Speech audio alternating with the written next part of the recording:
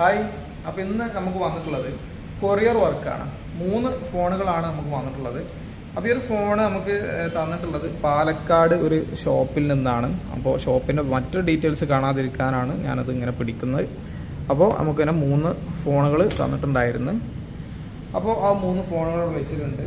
3-ൽ 2 ready ആയിട്ടുണ്ട്, 1 ready ആയിട്ടില്ല. അപ്പോൾ ഈ ഒരു ഫോണിൻ്റെ ഫസ്റ്റ് ഇതൊരു ഓപ്പോൻ്റെ ഫോണാണ്. ഇതിൻ്റെ ഇഷ്യൂ അല്ലെങ്കിൽ കംപ്ലൈൻറ്റ് എന്ന് പറഞ്ഞു കഴിഞ്ഞാൽ ഇതിൽ സിം ഇട്ട് കഴിഞ്ഞാൽ 4G കിട്ടാത്ത ഇഷ്യൂ ആയിരുന്നു. ഇപ്പോൾ അത് ഓക്കെ ആയിട്ടുണ്ട്.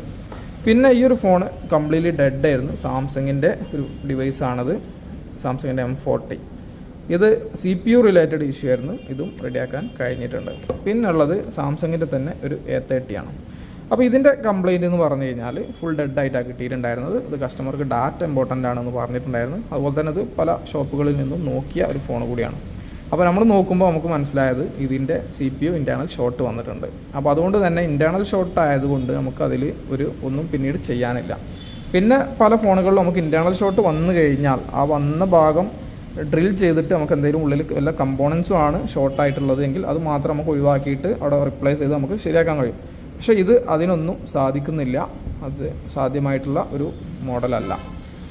അപ്പോൾ എന്തായാലും ഈ ഒരു ഫോണുകളിൽ 2 നമ്മൾ റെഡിയാക്കി, അതിൻ്റെ എന്താണ് യഥാർത്ഥ കംപ്ലൈൻറ്റ് എന്ന് മനസ്സിലാക്കാനും കഴിഞ്ഞിട്ടുണ്ട്. അപ്പോൾ ഇതുപോലെ നിങ്ങളുടെ കയ്യിലോ അല്ലെങ്കിൽ നിങ്ങളുടെ ഷോപ്പിലോ ഒക്കെ വരുന്ന ഫോണുകൾ റെഡിയാക്കാൻ കഴിയാത്ത ഇഷ്യൂസ് ഉണ്ടെങ്കിൽ നമുക്ക് അയച്ചു തരികയാണ്. മാക്സിമം നോക്കാം, നമ്മൾ സമയത്തിനനുസരിച്ച് മാക്സിമം നോക്കാം. പിന്നെ അഥവാ ഇനി റെഡി ആവാത്ത ഡിവൈസ് ആണെങ്കിൽ പരമാവധി അതിൻ്റെ എന്തുകൊണ്ടാണ് എന്നുള്ള ഒരു റീസൺ നമുക്ക് പറഞ്ഞു തരാൻ കഴിയും. അപ്പോൾ ഇതുപോലെ ഫോണുകൾ ഉണ്ടെങ്കിൽ അയച്ചു തരാം, നമുക്ക് മാക്സിമം റെഡി ആക്കാൻ പറ്റുമോ നോക്കാം. ഓക്കെ.